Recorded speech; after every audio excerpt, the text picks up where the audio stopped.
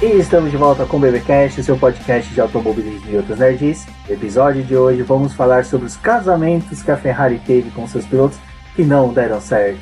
E aqui comigo eu tenho a Débora Santos Almeida. Bem-vindo, Débora. Olá, amigos. Sejam bem-vindos a mais este podcast. E esse é o podcast do... Bom, é um sonho, mas deu tudo errado.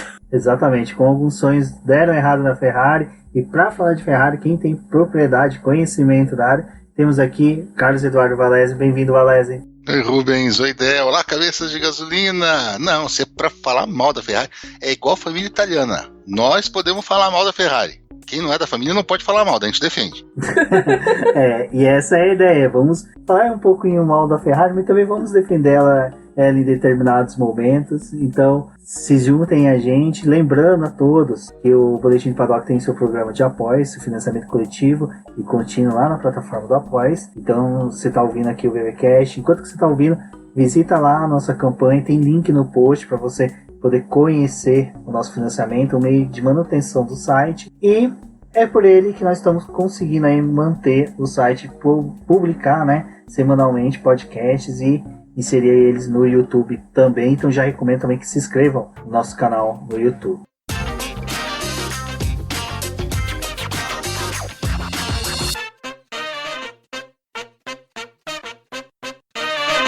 Bom, a Ferrari, como todos sabem, né, é uma das equipes mais antigas e tradicionais da Fórmula 1. Na verdade, a mais antiga, mais tradicional, permanece, apesar que hoje temos a Alfa Romeo retornando pela sua segunda vez dos Marcos. É praticamente um zumbi teimoso, a Alfa Romeo. Tá ruim mesmo. É aquele zumbi bem lento, né? É um zumbi mesmo, anda devagar, se arrastando. E temos o Mercedes que também passou, mas a Ferrari, desde que ela está na Fórmula 1, ela tem um histórico aí de relacionamento difícil com seus pilotos. A gente teve a passagem ali do Fangio, que também foi conturbado, com a Ferrari também saiu de uma forma meio brigada, mas isso merece uma publicação de especial, como também, depois um salto um pouquinho mais adiante, com John Surtees, que até o Valese, né, fez um texto muito bacana sobre ele, 365 dias mais importantes do automobilismo, né, Valese? Sobre o John Surtees, e ele também teve uma passagem ali meio conturbada com a Ferrari, principalmente no finalzinho dela. É o Big John, né? Big John era um cara, foi campeão e tudo, só que no finalzinho, ele, inclusive a briga que ele teve com o comendador foi... Não apareceu, mas podia ter aparecido no filme Ford vs Ferrari, né, Rubens? Exatamente, a vitória que que a Ford teve em Le Mans, o John Surtees ele abandonou a equipe italiana, ali no grid mesmo. Tem o vídeo do John Surtees saindo dos boxes da Ferrari, meio puto da vida, porque o comendador deu ordem que um príncipe, primo, um sobrinho lá da família dona da Fiat, ele ia iniciar a corrida. O John Surtees não queria, porque ele, eu sou o cara que afinou esse carro, eu quero iniciar a corrida. E a italianada bateu o pé e o John Surtees falou, simplesmente eu não vou correr e tô indo embora. Eu quero dizer que a Ferrari é ruim de estratégia desde o começo. Exatamente. Do grego, estratégia, do egípcio, não sei o quê, mas em italiano não tem uma palavra pra isso. Você coloca no Google, né, tipo, estratégia, você coloca pra mudar pro italiano, não dá uma tela azul no computador, dá uma tela vermelha. Aparece um prato de macarrão na busca do Google. E aí, a Ferrari continuou com seus casamentos ruins. A gente teve ali na década de 70, eu acho que dois que valem o destaque, né, Valese? Que foi o do Niki Lauda, começando, porque a gente tem todo o romantismo da passagem dele pela Ferrari, do acidente que aconteceu com ele, mas o divórcio dele com a equipe italiana foi bem difícil. Sim, o Lauda, quando ele chegou na Ferrari ele já começou a se estranhar com o velho Enzo, porque o carro realmente estava muito ruim e o Lauda não tinha papas na língua. Já que a gente está nessa parte cinematográfica, isso aparece em Rush, né, também, ele falando mal do carro pro Luca de Montezemolo, com o comendador sentado lendo o jornalzinho, olhando de canto de olho para ele, né.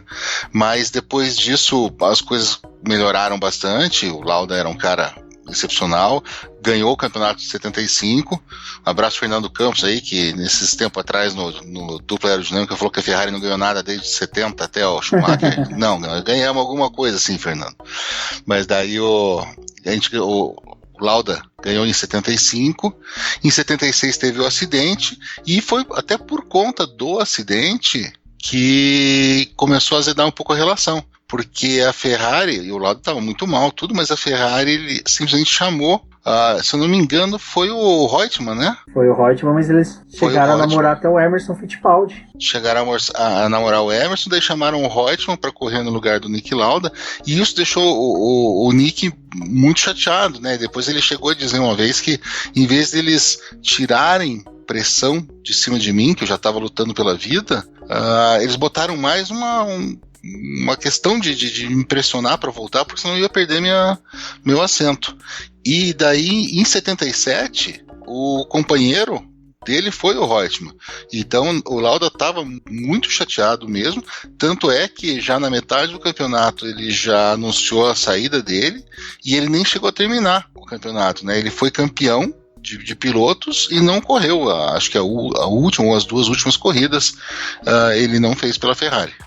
Isso assim, dá pra entender o Niki Lauda, né? O cara fica de cabeça quente com uma situação dessa, em que, tipo, o cara tá lá numa situação horrível, tá sendo que nem no filme lá, o pessoal aspirando o pulmão dele, e vê a equipe negociando com novos pilotos, tentando substituição dele. Não, e acho que o pior disso tudo é porque para ele também ficou claro que a Ferrari acreditava que ele não iria ser mais o piloto que ele tinha sido até aquele momento, e por conta do acidente ele não ia mais entregar nada. Então já começou essa coisa de procurar outro piloto porque não acreditavam mais nele, né? Eu acho que a gente tem que colocar aqui para todo esse programa uma coisa que vamos falar uma vez só. São dois pontos que eu quero falar para vocês. O primeiro é que para a Ferrari o mais importante é a Ferrari, não é o piloto. Isso é a equipe que é assim, ela sempre foi assim, ela foi construída em torno do nome Ferrari, em torno da honra italiana, daquela coisa toda, e ela vai continuar sendo assim, gerida assim, mesmo tendo passado de mãos, ser controlada pelo grupo Fiat, tudo, ainda é a Ferrari. Então, por melhor que seja o piloto, por isso que falam tanto desse moedor de carne, falam tanto de primeiro e segundo piloto, a Ferrari está pensando na equipe. Isso é certo, isso é errado? Nós não vamos julgar isso aqui agora, cada um tem sua opinião. Então, isso aconteceu com o Lauda. E a segunda coisa que eu queria colocar é que só aqui no BPcast a gente solta uma piadoca dessas dizendo que o Lauda estava de cabeça quente e todo mundo finge que nada aconteceu, né? É que é normal, né? Tipo, a gente não gosta de se queimar muito bem com o público, então fica complicado. E teve um outro piloto, né, como diria Sergião Cervelli, italiano até pelo nome, né, Valese, Clay Regazzoni, que também foi uma situação difícil ali de relacionamento com a Ferrari. O bigode não era fácil também não, né, aquele italiano que nasceu na Suíça por acaso, mas você sabe que esse tempo atrás eu estava até lendo sobre ele, e ele passava para a fronteira na juventude para vir correr de carro, porque lá estava proibido. Então ele sempre corria na Itália. E o Regazzoni, ele era um cara que chegou bem, foi campeão de Fórmula 3 em 70, estava com o Niki Lauda na Ferrari, mesmo com aquela Ferrari ruim. Em 74 ele foi vice-campeão. Ele só perdeu para o Emerson, então ele correu bem, ele era a melhor equipe, só que daí depois, aquela coisa que a gente está falando, a Ferrari viu no Lauda um talento maior, colocou todas as fichas em cima dele, tanto é que no ano seguinte, em 75, ele ficou em quinto lugar. O ano que o companheiro de equipe venceu, ele ficou em quinto lugar. E também saiu bastante frustrado e bastante triste com a Ferrari. Ele foi para, se não me engano, para Williams ou para BRM depois. Eu não posso estar comentando uma canelada, mas é uma coisa dessa. Mas ele foi bem chateado com a equipe italiana também. Ele que só não era italiano porque nasceu alguns quilômetros errado. O Clay Regazzoni nesse negócio, essa efeméride que é muito interessante, né, de um piloto suíço ter que sair do país para correr, pro ouvinte se situar, é referente àquele, acho que já é terceiro, isso está pedindo realmente um programa, essa informação, que já é o terceiro programa seguido que a gente fala sobre isso, que é em decorrência daquele acidente de 55 da Mercedes em Le Mans, que a Suíça ficou sem corrida até alguns anos atrás, quando teve o E-Prix da Suíça, em que eles conseguiram lá mexer os pauzinhos para driblar a legislação, porque não foi considerado uma corrida, foi considerado tipo um evento lá, mas não uma corrida de automóveis, mas até hoje ainda é, e é por isso que os pilotos vão para lá, porque lá não é atividade, gera remuneração para o piloto, então você não paga imposto. E olha só, Rubens, esse programa tem que sair mesmo, porque você viu o link que a gente consegue fazer? A gente começa com Le Mans, com Endurance, a gente passa pela Fórmula 1 e a gente vai terminar no E-Prix. Boa, não, vamos fazer assim. Aí, para participar, a gente chama a nossa garota elétrica, Cíntia Venâncio, que vai poder auxiliar a gente aí bastante sobre essa questão, porque é bem interessante, é uma análise que é legal, porque a Suíça trouxe vários bons pilotos depois que tiveram que burlar essa puladinha de cerca, alguns iam para a França, outros iam para a Itália. E continuando ali do pessoal que gostava de pular uma cerca, nós tivemos depois Gilles Villeneuve e Didier Pironi. Valés, esses foram muito trágicos, porque a dissolução do casamento foi, em vez de um divórcio, foi uma situação de viuvez da Ferrari. E eu acho que essa viuvez da Ferrari que fez ela ficar até mais rígida ainda com pilotos, porque conta toda a lenda e a história é justamente essa, né? Villeneuve era o grande queridinho do Enzo Ferrari, ele virou um queridinho de Maranello, ele é até hoje um dos pilotos mais queridos pelos tifosi, né?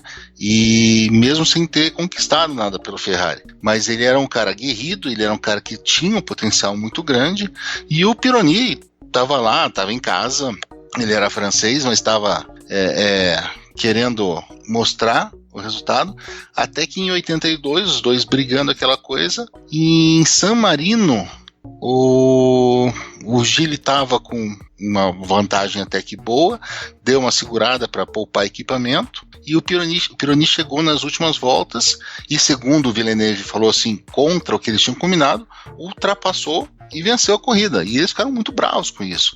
E daí, na corrida seguinte, foi em Zolder, na Bélgica, o Pironi estava fazendo o melhor tempo, e diz que o Villeneuve saiu ainda com o último jogo de pneus e determinado a bater o cara que tinha sacaneado com ele nessa última, e foi quando ele teve um acidente fatal. Foi um luto enorme na Itália, um luto enorme na Ferrari, e talvez tenha sido a gota d'água para a Ferrari instituir de vez a velha história do tragam as crianças para casa, de proibir que os seus pilotos brigassem tanto nas últimas voltas para que isso não acontecesse de novo. E é uma história muito trágica, porque o Pironi ficou marcado também por isso, por essa briga, né, por eles morrer, pelo Villeneuve morrer nesse tipo de circunstância. E o Pironi também tragicamente faleceu 5 anos depois, em 87. Ele logo depois teve um acidente grave também, pilotando a Ferrari. Teve um acidente muito grave, perdeu o movimento de pernas e tudo, poderia até testar de novo, mas não quis fazer toda a fisioterapia e tal, e foi correr de barco, competição de velocidade de barco. Em 87 ele teve um acidente também, o barco virou e ele no impacto faleceu também, disputando uma corrida, mas na água. Muito doido isso, né? Acho que porque hoje quem começou a assistir Fórmula 1 tem muito essa coisa de ver no Vettel e no Leclerc a coisa da Ferrari não querer estipular quem é o primeiro e o segundo piloto, e eles ficam nessa briga eterna, né, de tentando se provar dentro da equipe quem é o melhor. E eu acho que também já tem um pouco nessa história. Apesar deles gostarem muito do Villeneuve, foram deixando a briga entre os dois ferver até levar a um ponto tão crítico como esse. E essa questão do GP de Imola tem uma foto clássica que é dos pilotos, dos mecânicos da Ferrari, pedindo pra eles, olha, tipo, calma, tipo, não tem aquela mensagem que o pessoal fez da imagem da Fórmula 1 do calma torcedores? Era mais ou menos isso. Calma vocês dois, mantenham a distância, reduz, até o pedido pro Pironi reduzir a velocidade para não passar o Gilles, porque a equipe queria a vitória dele, porque acreditava mais nele, mas era uma questão de que como o piloto estava mais tempo na equipe, e como o Valério falou, teve essa situação trágica, mas após a morte do Gilles, tem um texto muito bacana do Cristiano Seixas que tá linkado nesse post, em que ele conta que o Gilles ficou tão mal, quer dizer, o Pironi ficou tão mal após o falecimento do Gilles,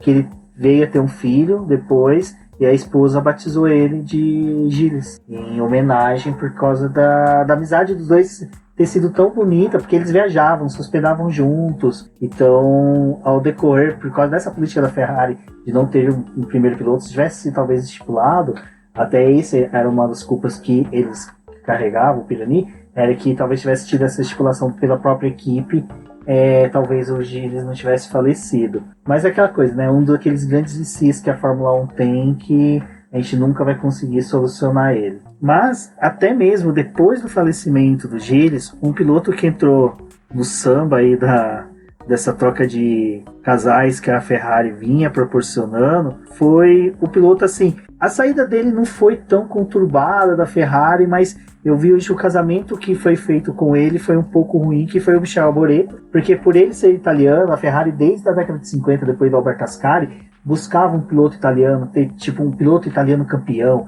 e o Michele Alboreto era um piloto que vinha das categorias de base muito forte, ele era um bom piloto sim, mas ele pegou aquela fase da Ferrari que a Ferrari estava igual hoje, ou o carro era bom, ou o motor era ruim, ou o motor era bom e o carro era ruim, ou os dois eram ruins total. Nunca teve um casamento bom dos equipamentos. E o Michele Alboreto, né, Valese, ele foi uma grande aposta, e dizem que ele foi um dos últimos pilotos que o Enzo Ferrari realmente apontou e falou: eu quero a contratação desse rapaz. Sim, o Alboreto ele tinha sido campeão de Fórmula 3 em 80, era um cara que estava crescendo muito, e o Enzo queria um italiano vencendo pela Ferrari, né? E em 85, quando o Alboreto estava lá, ele chegou a liderar o campeonato. Ele liderou o campeonato, mas nesse ano não foi nem que o carro era ruim ou o motor era ruim, mas o carro era um pouquíssimo confiável, ele teve muita quebra, a Ferrari deixou ele na mão muito, então ele acabou perdendo o campeonato, ele terminou em segundo atrás do Prost, mas foi por uma coisa assim, muito mais de equipamento do que dele. Daí em 86, daí já não, em 86 o carro era uma porcaria total, era ele e o Stefan Johansson, que também não era lá o melhor piloto do mundo, então ele acabou saindo da Ferrari, nunca brigado, mas com essa impressão, a gente tem essa impressão hoje, ouvindo quem não viu, ou mesmo quem viu, assistia pela Globo, que o Alboreto não era um bom piloto. Pô, ele saiu da Ferrari em 86, correu mais um pouquinho, e depois ele venceu Le Mans em 97, e venceu as 12 horas de Sebring em 2001, 16 anos depois de estrear pela Ferrari. Ou seja, o cara era piloto sim, ele só não deu sorte, né? Só não deu sorte, que essa também é um dos motivos que eu acho que quando eles estão ali na discussão da divisão de bens entre o piloto e a equipe, se vai levar troféu ou deixar na sede Maranello, a justificativa pode ser sorte. E depois, né, a gente teve a chegada de um piloto que acho que a Ferrari também, os italianos têm uma quedinha por bigodudos. A gente teve a passagem aí do Nigel Mansell pela Ferrari. Mansell sim, que foi o último piloto escolhido pelo comendador Enzo antes da morte dele. E o Mansell que estreou com vitória aqui no Brasil, em 89, vitória pela Ferrari. O último que tinha estreado com vitória pela Ferrari antes dele, quem que tinha sido? Mas isso foi depois de uns 15 ou 20 anos, e depois dele só o Kimi estreou com vitória, né, na primeira corrida pela Ferrari. E o Mansell, quando estreou, ele tinha uma Ferrari que estava numa mudança de regulamento, começando a eletrônica, e tem até essa história dessa vitória dele, que ele diz que ele já não gostava da pista aqui no Brasil. Jacarepaguá, né? Que era muito calor. Jacarepaguá, ele odiava aquilo, e ele tinha certeza que o carro ia quebrar, porque em todos os testes que eles fizeram de pré-temporada, o carro quebrou por causa dos componentes, se não me engano, era um câmbio semiautomático. Então ele até brinca que ele já tinha passagem reservada para um horário assim que era metade da corrida, que ele tinha certeza que ele ia quebrar no começo e ir embora, ia voar de volta para a Inglaterra. Mas não, ele venceu essa, só que não deu para brigar. O carro realmente começou a quebrar bastante tudo. Então ele ficou daí em 90. E daí acho que a gente já emenda aí, porque em 90 a gente estava com uma Ferrari, uma dupla de gigantes, de monstros, porque a gente estava com Mansell lá e com Alain Prost, que veio brigado, né, da McLaren, depois de todo o imbróglio de 89, e estavam os dois lá. Só que não deu muito certo, não, apesar de que o Prost teve 5 vitórias nesse 1990, mas daí o Mansell que não gostou. O Mansell saiu brigado porque ele não era mais o primeiro piloto. Aquela coisa, a Ferrari ela muda rapidamente. Vídeo o que aconteceu recentemente agora com Vettel e Leclerc, né? Chega um novo queridinho na Ferrari que a equipe acha que vai ser melhor para eles não têm a mínima dó, não tem escrúpulo nenhum em dar o chapéu, dar a boina pro bigodudo e dizer para ele que ele pode ir embora, né? Isso é difícil. Exato, e tipo, o Mansell ele vinha de uma sequência de campeonatos bons até, porque ele vinha de uma sequência que ele passou pela Williams dando títulos, e títulos contra pilotos, Nelson Piquet, por exemplo, contra o próprio Prost em 86. Não, e era um baita de um piloto, porque logo depois que ele saiu da Ferrari, ele conquistou o título, né, em 92. Exato, e em 1990, né, esse carro que o Valécio falou, o cabeça de gasolina entender, hoje você vê um carro de Fórmula 1, o que determinou o formato desse carro de hoje é essa Ferrari F1 641. O John Barney projetou ela, que é o formato de garrafa de Coca-Cola, né? É o formato que dita hoje ser um carro de Fórmula 1. Para mim, é uma das Ferraris mais belas que tem, e é onde que a gente falou agora há pouco da questão do azar. Porque acontece, o Prost me vem e me disputa o título até a última curva, vamos supor assim, com o Ayrton Senna, perde, porque o Ayrton Senna revidou 89, e já se promete para 91, né, Valézio, uma disputa acirrada comparado com o que foi em 90, e aí em 91 não teve jeito. O Prost, sem papas na língua, acabou sendo chutado de Maranello. Mas também em 91 a Ferrari fez um carro que foi ridículo, né? Eles botaram o Alesi no lugar do Mansell, o Alesi que era uma grande promessa, e a Ferrari não teve nenhuma vitória em 91. O V12 da Ferrari, ele era muito ruim, ainda mais comparado com os V10 menores, mais eficientes das outras equipes. O Prost não teve um carro competitivo de maneira nenhuma. Então ele brigou, ele xingou, ele saiu, mas ainda assim ele saiu e a Ferrari pagou um bom dinheiro para ele não correr no ano seguinte, para não ir para nenhum rival. Não, e voltando a fazer um paralelo com a história que a gente está vendo agora na Ferrari, do Vettel e do Leclerc, nessa época eles tiraram os adesivos lá do carro da Ferrari e hoje eles tiram o nome da jaqueta do piloto. Exatamente, é isso que eles fazem.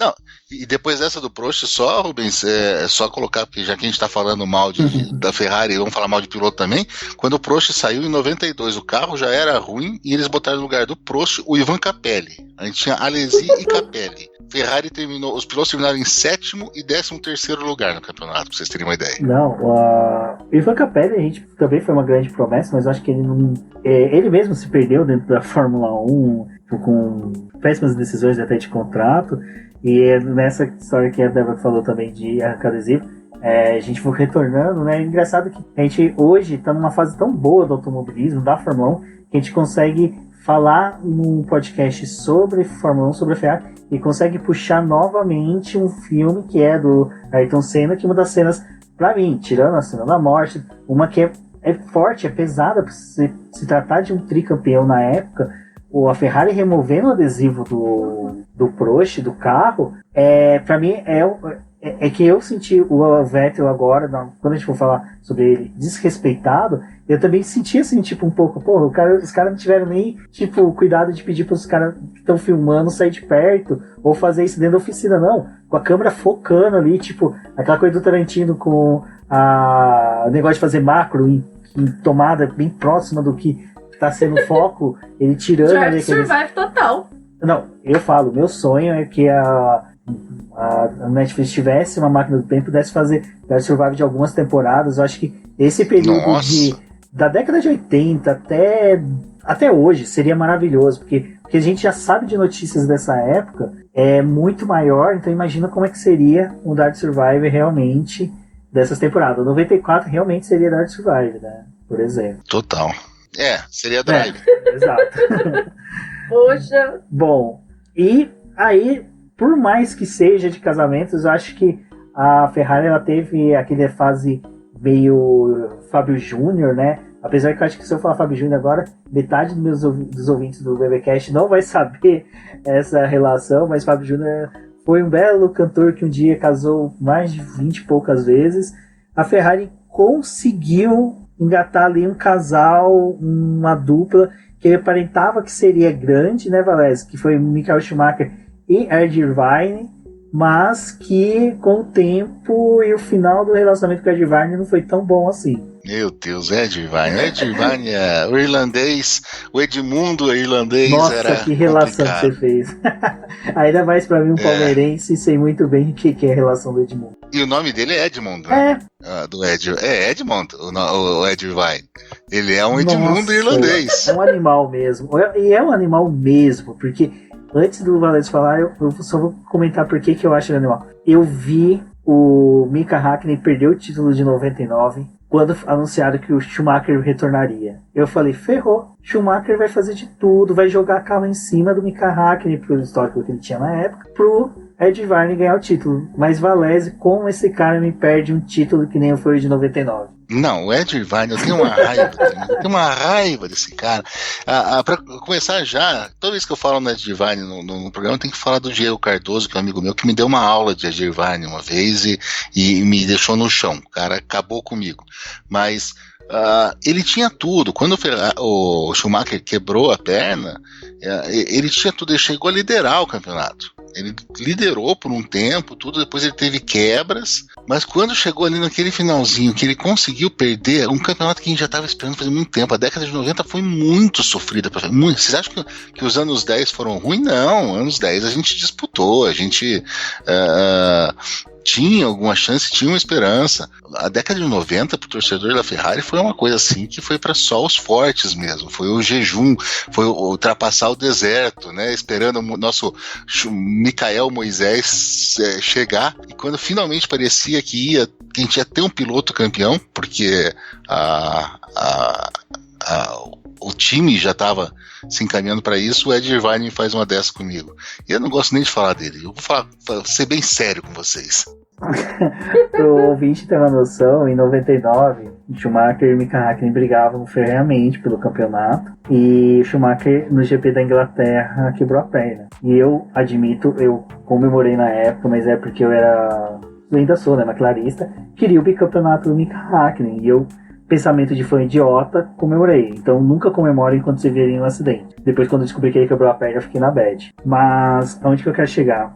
Ficou pareio o campeonato, e na última corrida o Ed Irvine chega com chances de título. Ele só precisava ganhar ou conseguir uma pontuação um pouquinho mais próxima ali, mas no caso era ganhar mesmo. Mika Hakkinen lidera a corrida, vai pra frente, e o Schumacher tentando fazer um jeito de conseguir o Ed Irvine pelo menos chegar em segundo lugar. O Ed Irvine estava tão lento na corrida que ele chegou em terceiro, o Schumacher fazendo de tudo, segundo colocado, para o cara passar, mas só faltava o Schumacher fazer o que o Rubinho fez na Áustria. Parar. Que era parar o carro. Então, pra vocês terem uma ideia de como o cara era braço ruim mesmo. Ele não conseguiu passar o próprio companheiro de equipe que estava tentando reduzir para ele passar.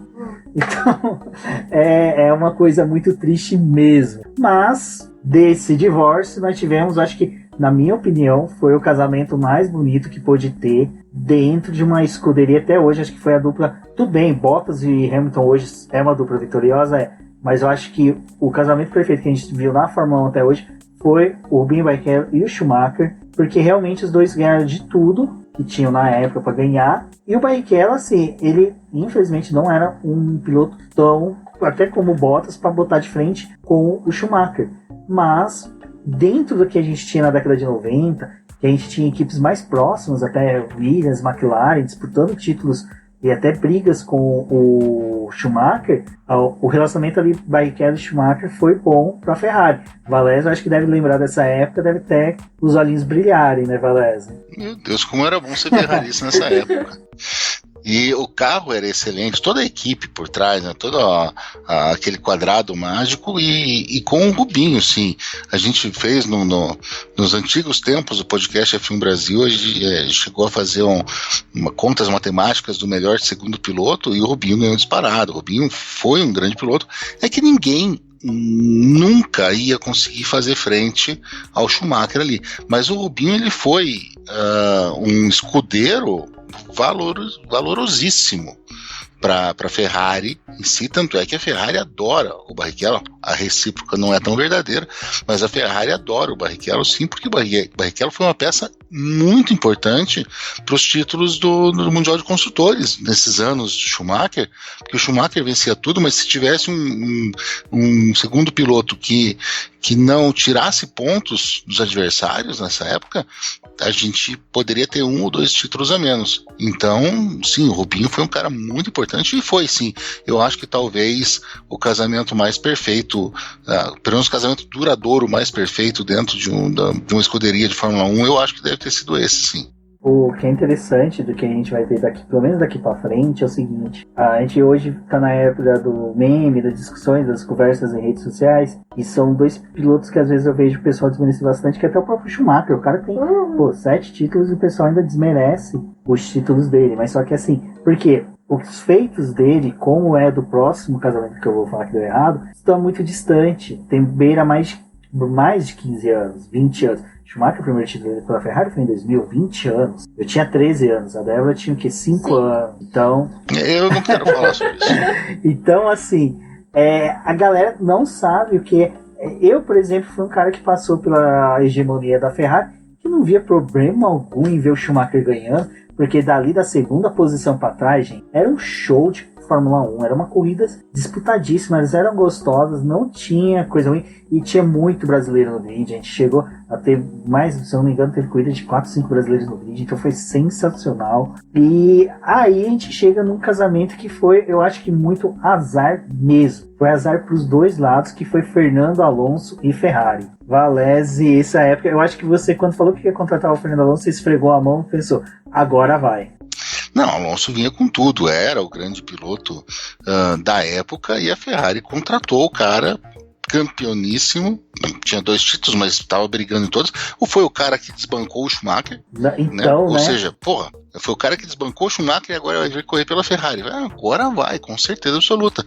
Mas a gente tinha 2 problemas pela frente, que era a Red Bull e Vettel, né? Então, o Alonso, ele foi contratado, daí depois ele teve que ficar 1 ano a mais na Renault Benetton, por força do contrato dele. O Kimi continuou a Ferrari, que foi daí que o primeiro ciclo do Kimi Raikkonen se encerrou, e quando o Alonso finalmente conseguiu vir para a escuderia, eu me lembro bem em setembro do ano anterior, assim, da estreia dele, ele já estava em Maranello, ele foi cumprimentar os mecânicos, ele foi conhecer túnel de vento, ele foi conhecer a Ferrari, ele realmente começou a fazer parte da família Ferrari até antes de efetivamente correr por lá, ou seja, ele era muito querido e era uma esperança muito grande. Só que ele acabou encontrando com uma força que talvez fosse maior do que ele, e com uma equipe que não conseguiu dar tudo o que ele precisava em termos de carro para disputar de verdade. Ele disputou alguns anos, por exemplo, em 2012, aqui no Brasil, era a última corrida, e o Alonso terminou a temporada com 3 pontos a menos que o Vettel, já nesse nosso sistema de pontos. O Vettel terminou em 6º lugar. Ou seja, e o Alonso só conseguiu o 2º lugar. Ou seja, se não fosse o filho do Button que ganhou aquela corrida, o Alonso ia ter um título pela Ferrari. Exato. Aí o pessoal usa aqueles gifs do Alonso com cara de frustrado saindo do GP do Brasil do carro ali no grid ali, tá puto porque perdeu o título, não entende o que foi 2012. 2012, é sério. 2012 eu prometo pra vocês, vai ser um especial que a gente vai fazer gigante, que eu vou alienar os melhores podcasts com quem eu já trabalhei, pra poder falar, porque temporadinha carne de pescoço. E essa...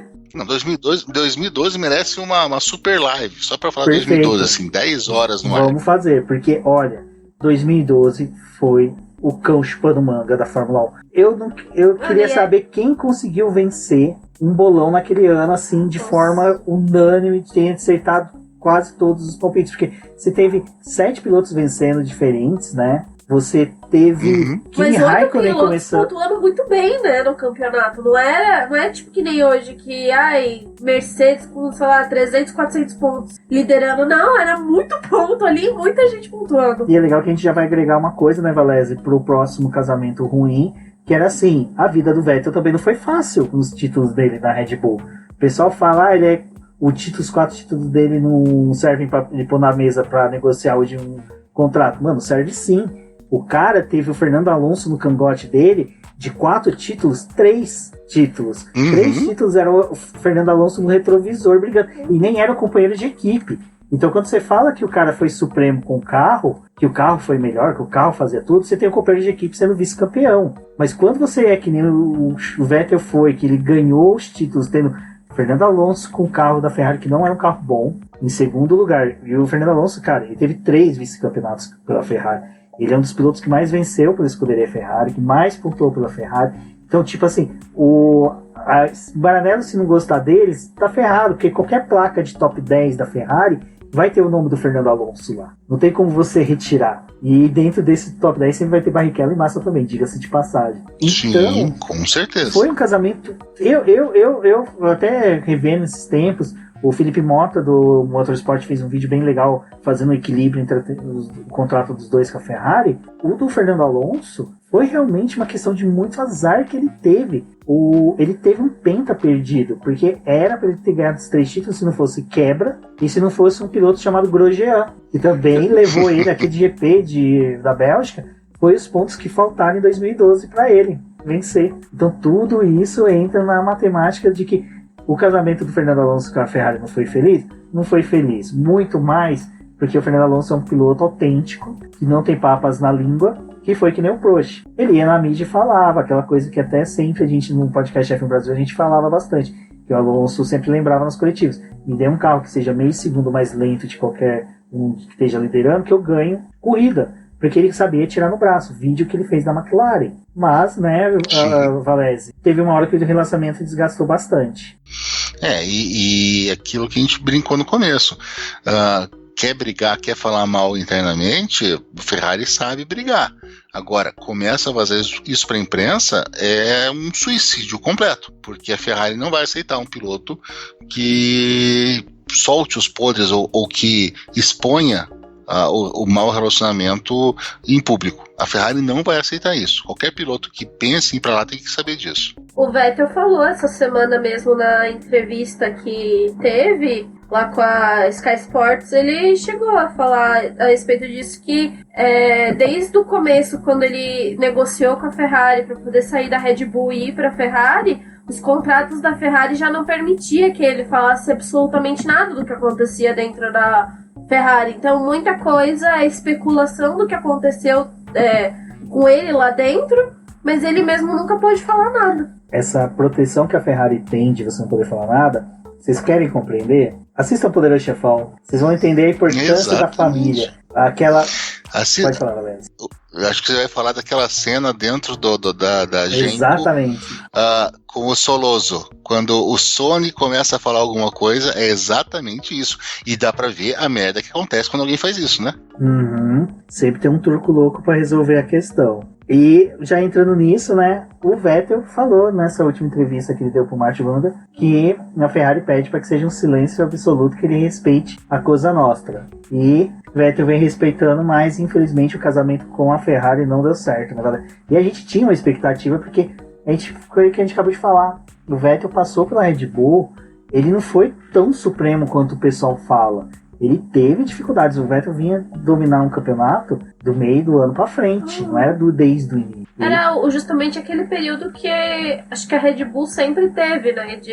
Agora a gente melhora super o carro, porque a gente pega pistas que também são mais adequadas pro carro, então a gente dá aquela folga no campeonato, mas mesmo assim foi disputado bastante a questão de ponto ali dele, dos campeonatos dele. Sim, e quando o Vettel veio, foi a mesma situação que o Alonso, era um multicampeão que estava vindo guiar uma Ferrari, e era um cara que ele chegou também com um bom humor, uma vontade de guiar pela Ferrari, toda aquela brincadeira que ele fazia com os nomes dos carros, ele se tornou um ferrarista, ele falando italiano. Bom, gente, o Sebastian Vettel, aquela vitória dele em Monza com a Toro Rosso, foi a única vitória de um motor Ferrari que não estava dentro de uma Ferrari, um motor Ferrari cliente, ou seja, ele já tem essa história. Não, é que a efeméride dessa corrida, para quem quiser ver, assista a festa do pódio, porque era a vitória da Toro Rosso, onde todos os mecânicos e quem era fã que estava ali eram pessoas que vinham da família Minardi, da herança da Minardi, que foi uma equipe italiana tradicionalíssima. Fim de grid era, mas não teve um maledeto da década de 90 que não amava a Minardi. Você podia ser ferrarista, maquilarista, o torcedor da Williams, você viu o carro preto da Minardi, você gostava da Minardi. Ela era tipo quem que hoje faz isso? A que tá a Williams tá passando hoje, vamos pôr a Alfa Romeo com algumas pessoas, mas ela era queridinha, todo mundo gostava dela. E quando o Vettel venceu, como o Valécio falou, foi o hino alemão, depois o hino italiano. Cara, bastou pra Monza. De Monza já estava molhada.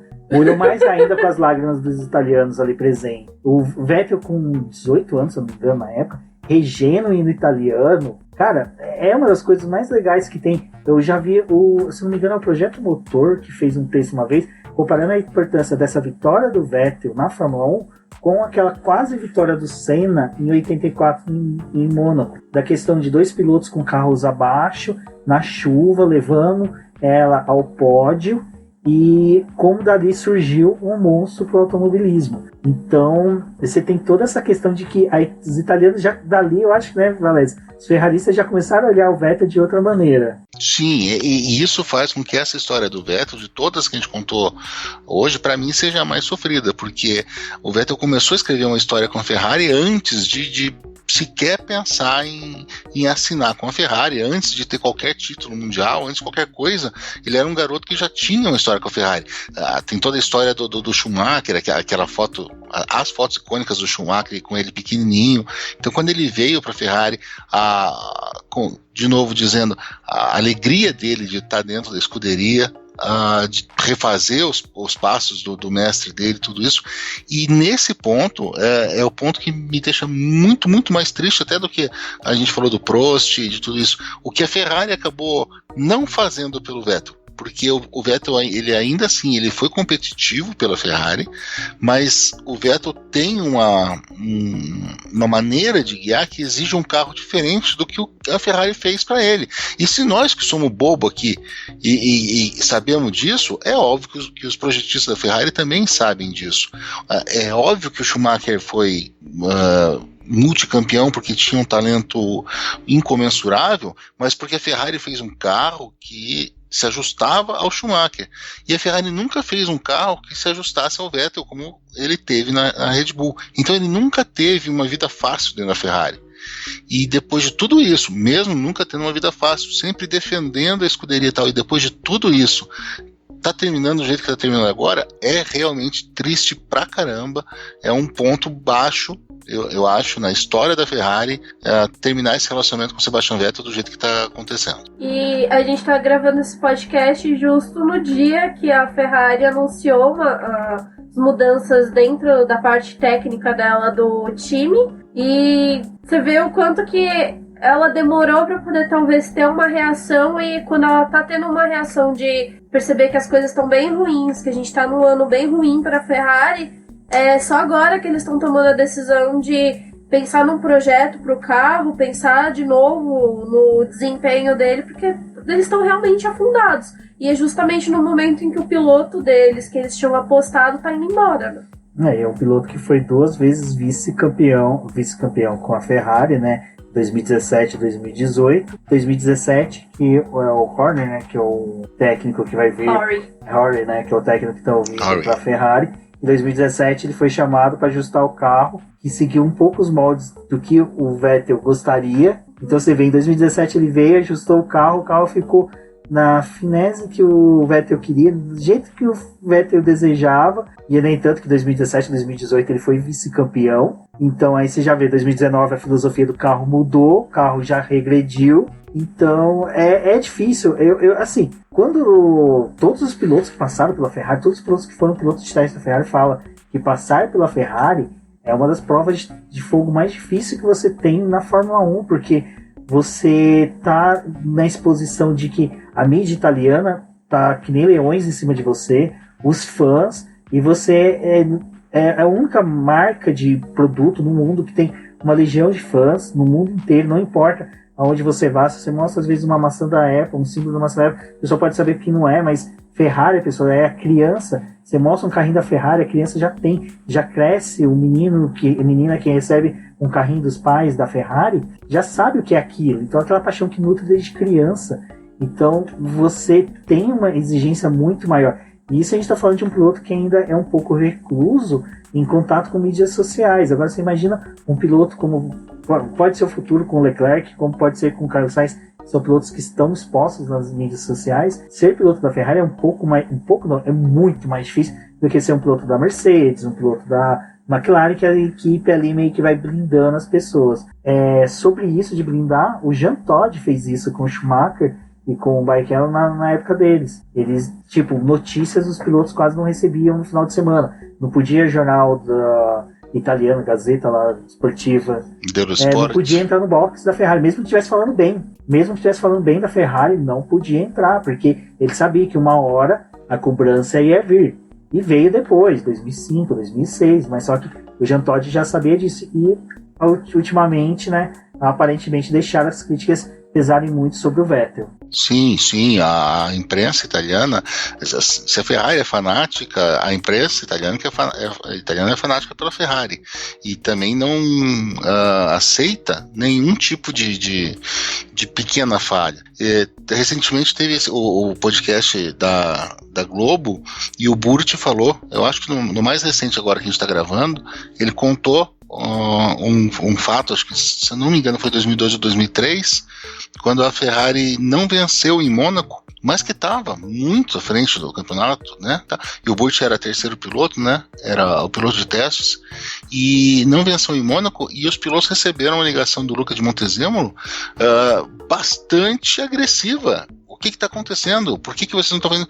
A Ferrari estava anos-luz à frente do segundo colocado, a tabela era amplamente favorável, mas a pressão continuava lá dentro, a pressão existia da Ferrari, e essa pressão interna, ela é também um reflexo de toda a pressão externa em torno de Maranello.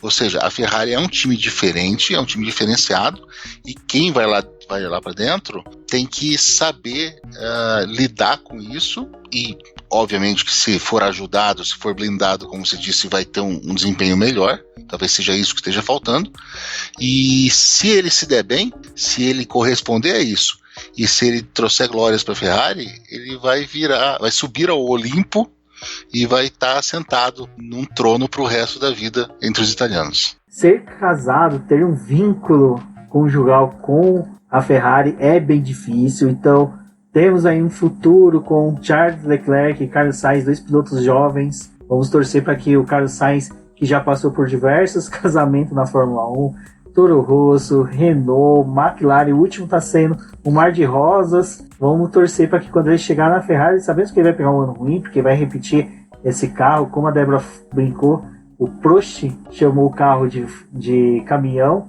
e em compensação esse ano está sendo uma carroça, regrediu tanto, então... Tá difícil, né? Vai andando cada vez pra trás. Eu preferia que chamasse de caminhão mesmo, mas já que carroça tá servindo, a gente usa esse termo aí. Então, infelizmente, temos um futuro ainda um pouquinho ruim ano que vem pra Ferrari. Vamos torcer 2022, né, Valese? Regras mudam, tudo novo, dupla de pilotos nova também. Eu particularmente vejo um futuro promissor pra Ferrari a partir de 2022. Porque como vai poder pegar o projeto desse carro, jogar no lixo, começar do zero, pode ser um grande futuro. Eu acredito sim, Rubens, nisso. A Ferrari normalmente se dá bem em mudanças de regulamento, porque a Ferrari ela não tem também medo nenhum de abandonar um ano de campeonato para focar nessa mudança. E eu acho bastante de esse carro tá tão ruim esse ano, não, descontando toda a história do motor, mas porque a Ferrari imaginava que em 2021 já seria diferente. Então, todas essas movimentações, até internas da equipe, agora até um tanto tardias, mas é porque eles perceberam que eles vão ter que passar 2 anos com isso. Mas eu acredito sim que eles já estão pensando prioritariamente no carro de 2022, porque a gente precisa de uma equipe que consiga bater a Mercedes. Não faz mal nenhum para mim se for a Ferrari. E eu espero sinceramente que nossos novos Bambini, Leclerc e Sainz suportem 2021 lá dentro, sabendo que vão ter pressão, sabendo que mesmo que a Ferrari mostre para todo mundo que tem um carro campeão para o ano seguinte, eles vão ser criticados um ano inteiro, e que eles tenham capacidade de aguentar isso e emergir do outro lado vitoriosos. Quero aproveitar, já vou me despedir, e quero agradecer vocês por me chamarem. Eu adoro falar de Fórmula 1, eu adoro falar da Ferrari, e eu amo falar aqui no BPcast. Então, obrigado, me chamem sempre. Eu tô no Auto Radio Podcast, vocês sabem, a gente tá tendo a história do AC/DC no Who Are You, tá saindo agora também, nesses dias, junto com esse episódio aqui, um episódio de Back in Black, que é o maior álbum da história do rock. Ouçam lá também, que tá muito legal, é um texto bem legal, uma história que merece ser contada, e eu quero deixar um abraço para todo mundo. Obrigado mesmo. Ai, Valézio, eu fico muito feliz de você ter participado de mais um episódio. Tudo bem que a gente deu uma descascada aqui na Ferrari, mas eu acho que não tinha pessoa mais ideal na internet para poder falar mal da família. E eu gostaria de agradecer mais uma vez a sua participação, o Rubens, por a gente ter feito esse programa. Vocês podem acompanhar o Boletim do Paddock nas suas redes sociais, também no nosso site, acompanhar todas as notícias e o que está acontecendo no dia a dia da Fórmula 1. E bom, eu espero que a Ferrari não saia com o Sainz, né? Porque vai que, né? A gente vai ter que dar um upgrade nesse programa. Então eu espero que tudo corra bem no próximo ano. Bom, é isso, pessoal. E agora nós vamos inserir os agradecimentos dos nomes dos nossos apoiadores no final. E são eles: Ricardo Bannerman, Maia Barbosa, Elezer Teixeira, Luiz Félix, Arthur Felipe, Rafael Celone, Will Mesquita, Antônio Santos, Rogério Froner, Helena Lisboa, Cássio Machado, Carlos Del Valle, Bruno Valic, Eric Nemes, Bruno Shinozaki, Alberto Xavier, Will Bueno, Ricardo Silva, Beto Corrêa, Fabrício Cavalcante, Arthur Apóstolo, Sérgio Milani, Melquiades Veloso, Micael Souza, Ezequiel Bales, Cineo Messi, Rafael Arílio, Rafael Carvalho, Fábio Ramiro, Lauro Vizentim, Maria Ângela, Thaís Costa, Rafa Catelã, Jane Casalec e Carlos Eduardo Valese. Muito obrigado a todos. Isso é tudo bem, pessoal.